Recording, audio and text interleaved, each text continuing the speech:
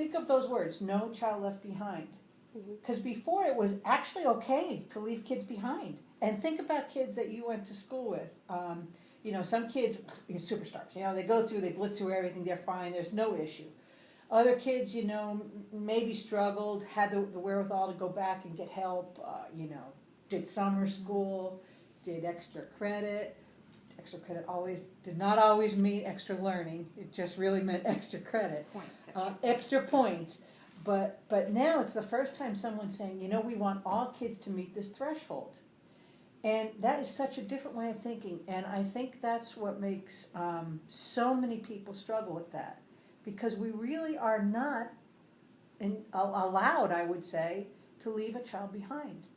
So you have to go back and ensure that a child meets the standards.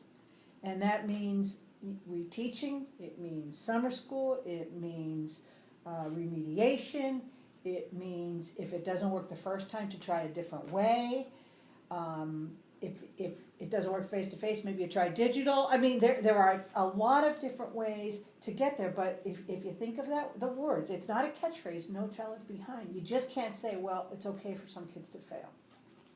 Now, that doesn't mean that kids never fail, because they do, let's face it. I mean, you know, that's why we have summer school, that's why some kids repeat, that's why some kids still drop out, although, you know, we do our best to try to not get them to drop out, but that still does happen.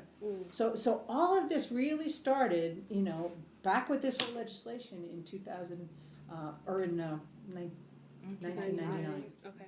You know, I'm here today because I was given a copy of the student survey. And so I'm looking through all of this, and it's really shocking. Sure. And I mean, what are your thoughts after looking at that survey? Well, we said it's hard. Okay. We said it's hard. Kids, you know, kids may not be happy about this. This is hard work. They really have to demonstrate what they know, and they can't use those soft skills to pad their grades. You know, they're not happy about some of that. Okay. Now, some of them are saying we're gaming the system. We don't have to do homework, no, so that's not expected of us. Mm-hmm. We don't have to really study because we can just show up and take that test the first time, know what questions are on it, go back again and take it again, maybe take it again if you know if need be. So there's a lot of talk in here and out there about kids gaming the system. Yeah, and I think Let's talk a little bit about what gaming the system looks like in other systems, and then we can talk about that. This gaming the system as well, because there's been gaming the system since Socrates. So in a current system in a lot of high schools, you know, the child might figure out, well, to get a C, I have to do this, I don't have to hand in this. I can get this and this and this on the test, so therefore I don't have to really study for the final. You're not figuring out what the child knows and has mastered, but they pass. Okay, so we're trying to avoid that kind of gaming the system. The kind of gaming the system that some students do in this current system, we're working on and trying to avoid. But does it happen? Absolutely, because they're human beings. So if they figure that they can, well, any of the, you know, if they figure they don't have to really work hard to do an assessment because they can just get it again, that's gaming the system.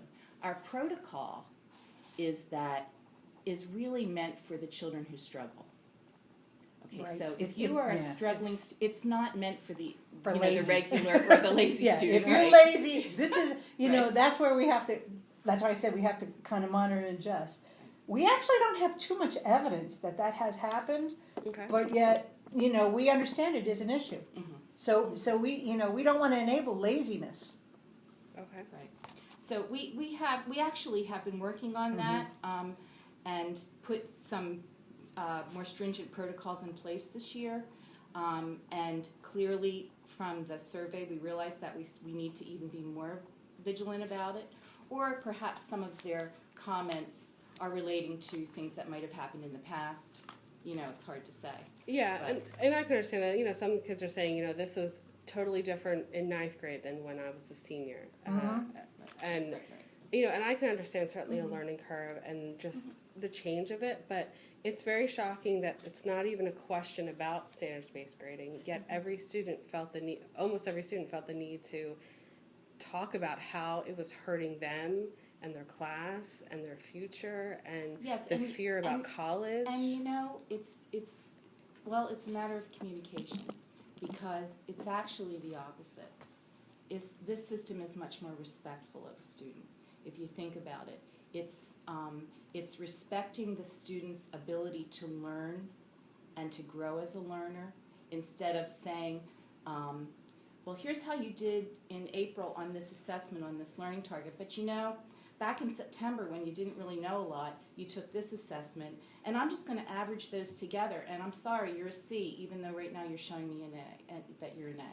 That's, I think, not as respectful as, here's how much you've grown and learned, and I'm going to respect that you did that work. So, but I don't think kids understand that as well as they perhaps should. And let's face it, it's the American grading system has been in place for a long, long time. Everybody knows it because everybody went to school. So it's comfortable. So something like this is, well, there's a famous article called The Third Rail. It's something that a lot of people wouldn't want to touch, even though there's something very, very faulty and wrong about it, because it's just so ingrained in our culture.